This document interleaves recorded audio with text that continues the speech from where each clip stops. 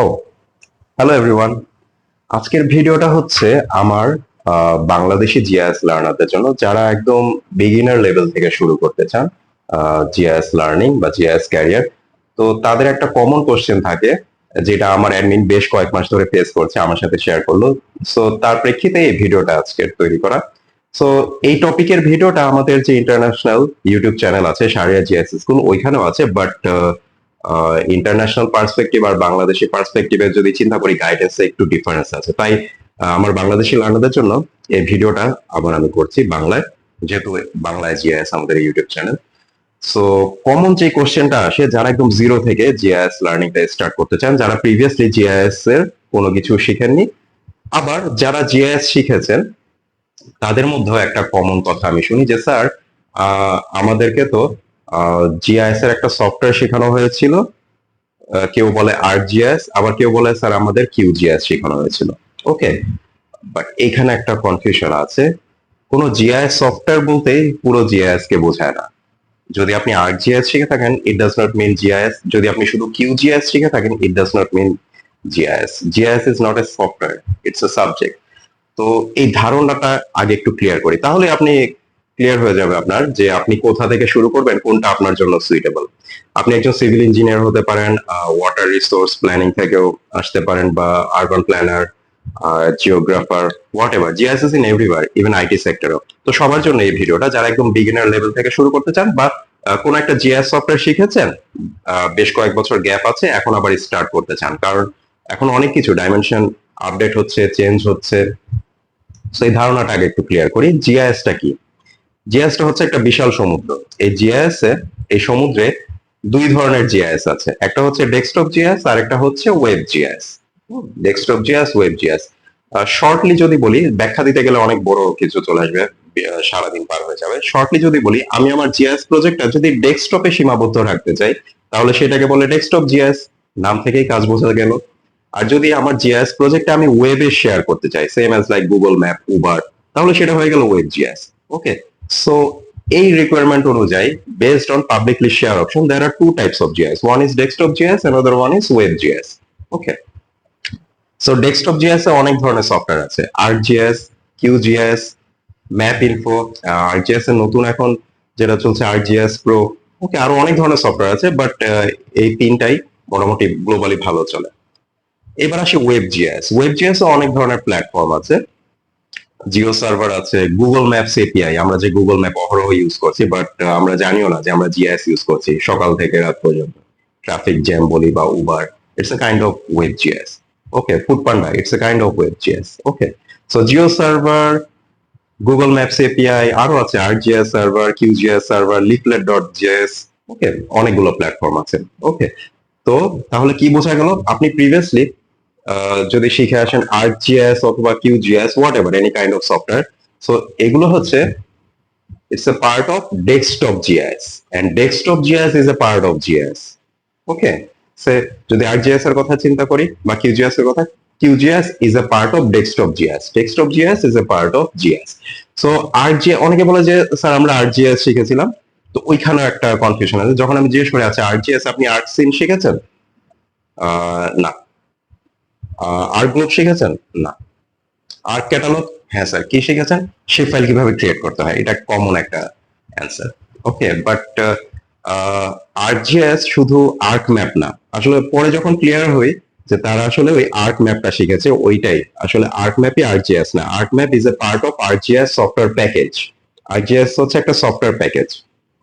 ওকে, সেই সফটওয়্যার প্যাকেজে চারটা সফটওয়্যার আছে, চারটা চার ধরনের কাজ, আর চারটাই খুবই ইম্পর্টেন্ট। হ্যাঁ, আর্ক ম্যাপটা খুব বেশি ইউজ হয় আমাদের দেশে, কারণ 2D ম্যাপিং এর কাজ আর্ক ম্যাপে হয়। আর্ক সিনে 3D ম্যাপিং, আর্ক গ্লোবেও 3D ম্যাপিং।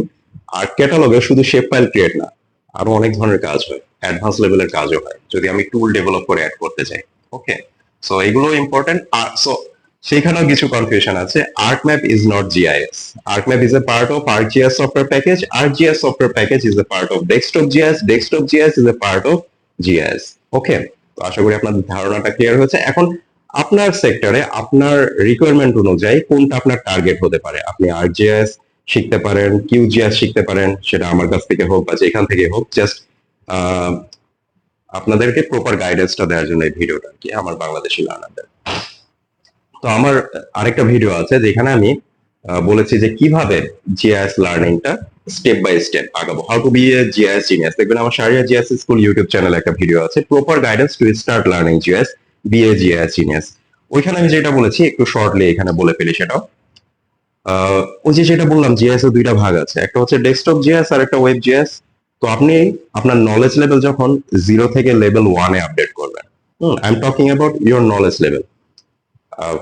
আমি আপনার নলেজ লেভেলের কথা বলছি, আমার কোর্সের লেভেলের কথা বলছি না। আমার কোর্সগুলোর অনেকগুলো লেভেল আছে, সে web GIS level 1, web GIS level 2, QGIS level 1, QGIS level 2, GeoServer level 1, GeoServer level 2।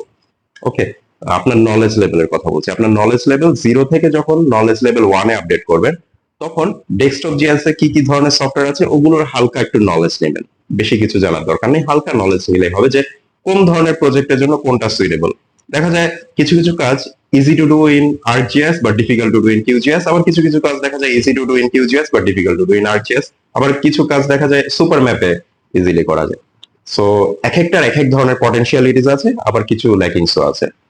খুবই ছোট, মানে ল্যাকিংসও বলা যায় না, দেখা যায় ইজি টু ডু। ওকে, তো এই ধারণাটা আপনার ক্লিয়ার হয়ে যাবে, জাস্ট ইন্টারফেসের কিছু ধারণা আর কোন ধরনের কাজ কোনটা ইজিলি করা যায় এই ধারণা নিলেই হবে, আপনার নলেজ লেভেল 1 এ আপডেট হয়ে গেল।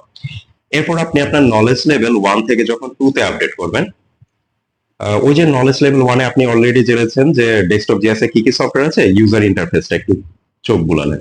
তো এখান থেকে যে কোনো দুইটা আপনি চুজ করতে পারেন, যে কোনো দুইটা যেগুলোতে আপনি কমফোর্ট ফিল করেন। হতে পারে সেটা আরজিএস প্রো এন্ড কিউজিএস, হতে পারে সেটা সুপার ম্যাপ এন্ড আরজিএস, যে কোনো দুইটা চুজ করে ওই দুইটাতে নিজেকে অ্যাডভান্স করে ফেলবেন, তাহলে হয়ে যাবে আপনি ডেস্কটপ জিএস জিনিয়াস। ওকে, কারণ এখন শুধু একটা জিএস সফটওয়্যারে আপডেট করলে হবে না। Don't put your all eggs in one basket, plan B জরুরি। ওকে, কারণ দেখা যায় আহ, এখন বিডি জবস বা জব সার্কুলারও দেখবেন একদম স্পেসিফিক বলে দেয় যে আমাদের ওয়েব জিএস স্পেশালিস্ট লাগবে, আবার বলে দেয় যে আমাদের আরজিএস স্পেশালিস্ট লাগবে, আবার কেউ কেউ বলে আমাদের জিআইএস ডেভেলপার লাগবে। এখন সেই আগের মতো জাস্ট জিআইএস অ্যানালিস্ট জব নেই, অনেক ডাইনামিক পোস্ট ক্রিয়েট হচ্ছে। ওকে, অনেক ডাইনামিক জব ক্রিয়েট হচ্ছে এই জিআইএস এ, GIS developer, GIS sales and marketing, GIS business developer. Okay, তো ওইভাবেই নিজেকে ডেভেলপ করতে হবে। আর নিজেকে ডেভেলপ করতে হলে যে কোনো সেক্টরে আমি মনে করি 2-3 বছর পর মার্কেটে কোন নলেজের ডিমান্ড বাড়বে সেই অনুযায়ী নিজেকে এখনই প্রিপেয়ার করা উচিত। ওকে, আর এখনই বাংলাদেশের বাইরে আমি যখন বাইরের কাজগুলো করতাম, সো ওয়েব জিএস এর চাহিদা প্রচুর। আগে তো ছিলই, এখনো তো আরো বেশি। এখন বাংলাদেশে ওয়েব জিএস এর চাহিদা প্রচুর বেড়েছে, খালি একটা। আর ডেস্কটপ জিএস এ শুধু একটা সফটওয়্যার জেনে আগানো মুশকিল, কারণ দেখা যায় কেউ কেউ তার প্রজেক্টের জন্য নির্দিষ্ট এই সফটওয়্যারের স্পেশালিস্ট চাচ্ছেন, একদম বলে দেয়। ওকে, তো ওইভাবে আপনি চিন্তা করে এখন দেখেন কোন সফটওয়্যারটা আপনার জন্য শেখা জরুরি, কিউজিএস, আরজিএস সফটওয়্যার প্যাকেজ, নাকি আরজিএস প্রো, সেটা যেখান থেকে শেখেন, it's up to you.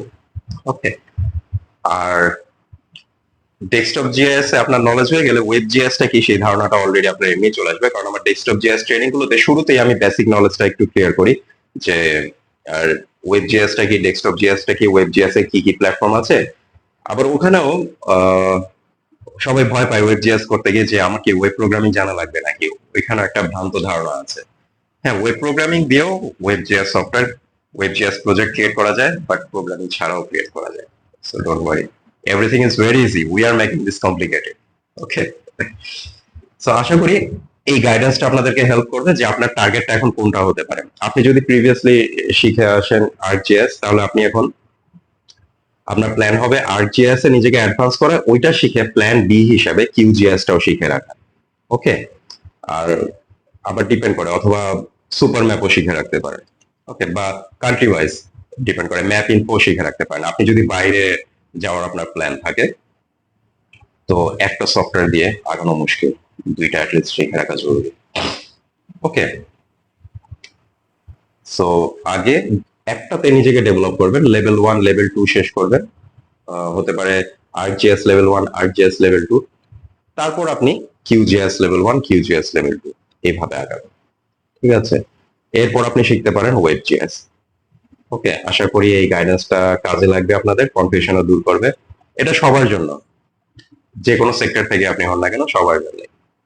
Okay, okay, till then, enjoy GIS, enjoy learning, bye by.